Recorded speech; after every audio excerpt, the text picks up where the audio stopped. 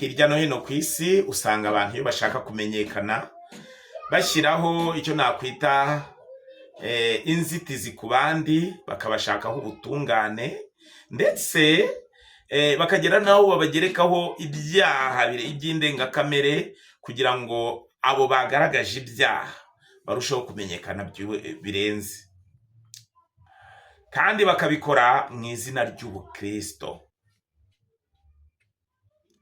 Ibinyuranye n'ibyo, umukristo w'ukuri ntakwiriye gushakira kumenyekana amafaranga atesha agaciro impanuro Yesu yagiriye abigishwa be, cyangwa se itegeko yabahaye, riboneka mu butumwa bwiza bwanditswe na Yohana ibice 13 umurongo wa 34 na 35, agira ati: ndabaha itegeko rishya ngo mukundane nk'uko nabakunze. Ibyo nibyo bose bazabamenyeraho ko muri abigishwa banjye, nimukundana. Ijambo ngo cyangwa se imvugo ngo mukundane na nimukundana bisobanura ko abakristu b'ukuri bakwiriye gutahiriza umugozi umwe. Bihamya ko abakristo bakwiriye gutahiriza umugozi umwe. Ibinyuranye n'ibyo urasanga ku mbuga nkoranyambaga abiyita abakristo bo muri iki gihe cyacu usanga bajora bagenzi babo kugira ngo bamenyekane. Abenshi babikorana nabyita ubujiji, ariko urugero natanga, iyo abantu babiri bakorera kampani kandi bakaba bashaka inyungu, hakaba hagamijwe gushaka inyungu, ntago abo bantu bakora ibintu byo gutegana, ahubwo batahiriza umugozi umwe.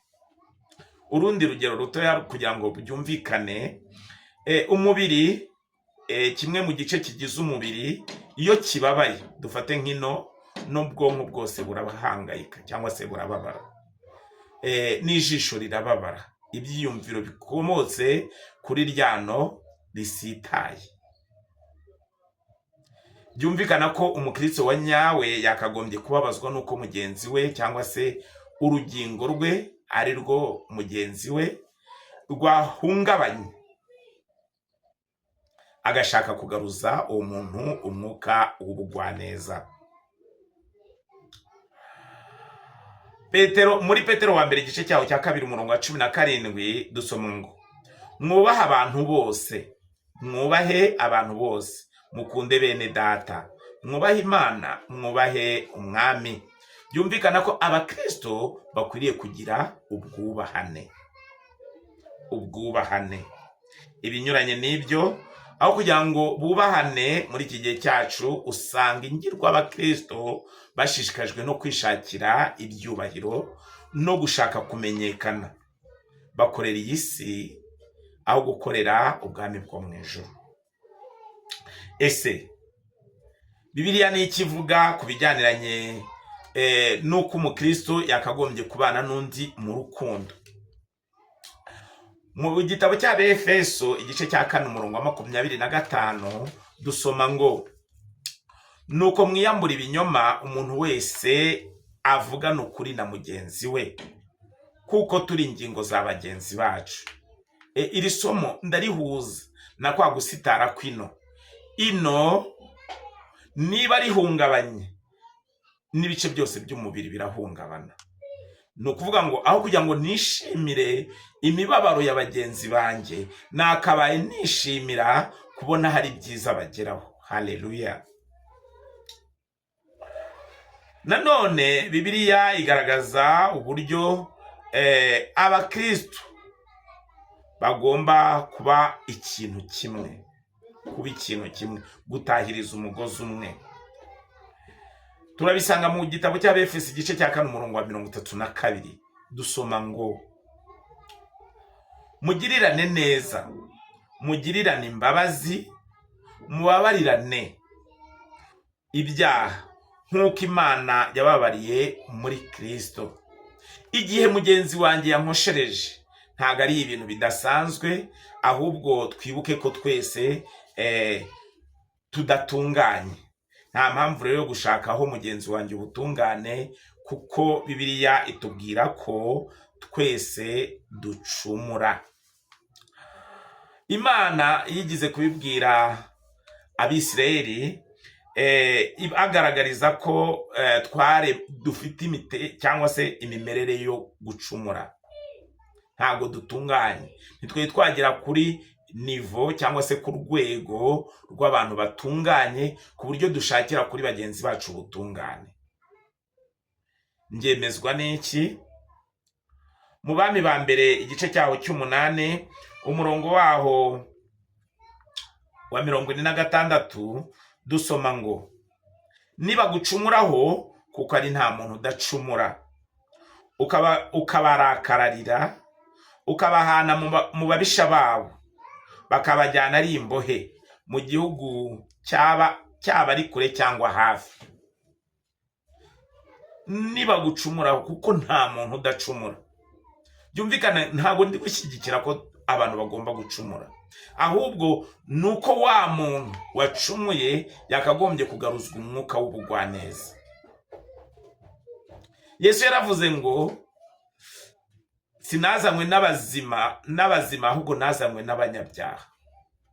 Byumvikana ko nimba ubonye umunyabyaha utihana, wakagombye kuba ari we ushyiraho target yawe aho kumushyira ku karubanda. Haleluya.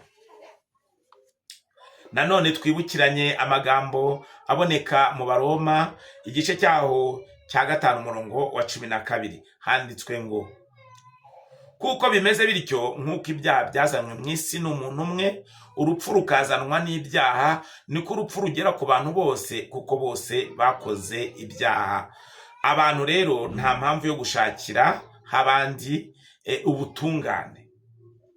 ubutungane. Oya, niba umuntu yakosheje si ngombwa ko umushyira ku karubanda, ahubwo wakagombye gutera intambwe Yesu yigishije, iboneka mu butumwa bwiza bwanditswe na Matayo igice cyaho cya 18 umurongo wa 15 kumanuka. Mwene so nakugirira nabi, umugende umumenyesha icyaha cye mwihereranye. Nakumvira uzaba ubonye mwene so, natakumvira umuteze umwe cyangwa undi, kugira ngo amagambo y'abagabo umwe cyangwa babiri akomerezwe kuri wowe, akomerezwe muri bo. Natabumvira umuteze itorero. Ntabwo rero bikwiye gufata ubukristo mukabwandurisha gusebya umurimo w'Imana mwitwaje social media. Nanone kandi iyo umuntu yacumuye ntabwo bamugaruza kumusenya mu rugero rudasanzwe, ahubwo ababaye ikiraka cy'abavandimwe be, cya wa mubiri wibumbira hamwe ukaba ikintu kimwe. Umugaragu w'Imana bita Yakobo yakoresheje amagambo aboneka muri Yakobo igice cyaho cya 3 umurongo wa 2 agira ati, kuko twese ducumura muri byinshi. Umuntu wese udacumura mu byo avuga aba ari umuntu utunganye rwose, yabasha no gutegeka umubiri we wose. Gukoresha izi mbuga nkoranyambaga mu byitondere kuko bishobora kuzabyara ibintu bibi, kandi bigatuma abantu bahora biyumvira kiyumviro, bigatuma n'intambwe umuntu yakagombye gutera ava mu byaha ihinduka ubusa, kubera ko abana n'abantu batagira urukundo. Birashoboka rero ko abantu bashobora kugirana ibibazo nk'uko n'intumwa byagendaga. Umugabo bita Pawulo na Barinaba baje kugirana intonganya ku bagombaga kubaherekeza mu murimo w'ubumisiyonari, cyangwa se mu murimo wo gutangaza ubutumwa bwiza ku isi hose. Ubwo batagiraga ibyo bumvikana, bagiranye intonganya, ariko ntago byaje kubabera deblocage cyangwa se inzitizi, ahubwo Bibiliya ivuga ko mu byakozwe n'intumwa igice cya 15 umurongo wa 39 dusoma ngo, nuko bagira intonganya nyinshi bituma batandukana, Barinaba ajyana na Mariko, atsukiraho, arambuka afata ikupuro. Pawulo nawe atoranya Sila, avayo bene data bamaze kumugaragariza ubuntu bw'umwami Yesu. Avayo bene data bamaze kumugaragariza ubuntu bw'umwami wacu Yesu Kristo. None ni mu buryo ki twahosha intonganya cyangwa se igihe abantu badafite ibyo bumvikanaho? Birashoboka cyane ko Petero ashobora kuba yarababajwe nuko yacyahiwe mu ruhame igihe Pawulo yamugiraga inama cyangwa se yamucyahaga. Ariko kubera ko Petero yari asobanukiwe amagambo aboneka mu mubwiriza igice cyaho cya 7 umurongo w'9 agira ati, ntukihutire kurakara mu mutima, kuko uburakari buba mu mutima w'umupfapfa. Ntukihutire kurakara mu mutima, kuko uburakari buba mu mutima w'umupfapfa. Birumvikana ko Petero yari asanzwe azi uyu muburo. Nanone Petero yemeye gucyahwa. Ndavuga umukristo wa nyawe usohoreza ibyo gukiranuka, yemera kugirwa inama niyo zaba zishaririye mu rugero rungana iki. Ibinyuranye n'ibyo abakristo bo muri ibi bihe byacu basa nkaho batwara ijambo ry'Imana nkaho ari uburyo bwo gusa nkaho bashaka gukanda bagenzi babo.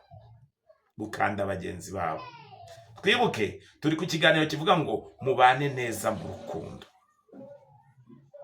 None se ko natangiye mbabwira ngo umuntu ukorera kampani, abantu babiri bakorera kampani baharanira ko iyo kampani batera imbere. None se babandi barwanira muri kampani baba bakorera nde? Baba bakorera uwuhe mwami? Ese iyi kampani yo kubwiriza ubutumwa bwiza bw'ubwami Yesu yasize avuga buboneka mu butumwa bwiza bwanditswe na Matayo igice cya 28 umurongo wa 18 na 19 ngo nuko mugende muhindura abantu bo mu mahanga yose abigishwa, mubabatiza mu izina rya Data n'iry'Umwana n'iry'Umwuka wera, mubigisha kwitondera ibyo nababwiye byose, kandi dore ndi kumwe namwe iminsi yose kugera ku mperuka y'isi. Iyo niyo message, kwitondera ibyo Yesu yasize avuze. None nimba ubyitondera utesha abandi agaciro, abo ubwira bo, urimo urakora umurimo w'Imana cyangwa urimo urasenya ijambo ry'Imana? Bitekerezeho ubugira kenshi. Nanone Petero yemeye kucyahwa kandi ntiyatuma bihungabanya urukundo yari afitanye na Pawulo. N'ikimenyimenyi Pawulo na Barinaba nabo ubwabo baje kwiyunga. Bibiliya ivuga ko nubwo bari bafite ibyo batumvikanaho, nyuma yaho baje kwiyunga. Pawulo mu buryo bugaragara yaje kwibutsa Barinaba ko akeneye Mariko kuko amufasha mu rugero runaka. Yabivuze muri Timoteyo wa 2, murambabarira, yabivuze muri Timoteyo wa 2 igice cya 4 umurongo wa 11. Yagize ati, uka niwe wenyine ukiri kumwe nanjye, shaka Mariko umuzane kuko angirira umumaro wo kunkorera. Aba bagabo bubashyiraga hamwe. Ese muri iki gihe cyacu gushyira hamwe dukora umurimo mwiza, tubanirana neza mu rukundo, birimo biratwarwa n'iki? Yesu yibuka amagambo yavuze ngo bavuga yuko ntago ari Yesu ni Pawulo, bavuga yuko bazi Imana ariko bayihakanisha ibyo bakora. Ngo bene abo ngo bavuga yuko bazi Imana ariko bahakana bahakanisha ibyo bakora, ngo bene abo nabo kwanga urunuka, ni abatumvira Imana, no ku mirimo myiza yose bakora ntacyo bamaze.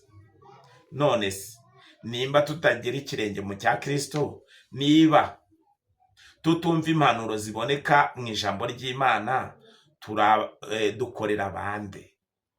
Abanyuranya nabo n'ijambo ry'Imana bakorera nde ijambo ry'Imana? Mwaganirizwaga n'umuvugabutumwa Mugwaneza Ernest, uzwi ku channel yitwa Kubaturwa TV. Mugira amahoro, Uwiteka bishimire kandi aduhana umugisha.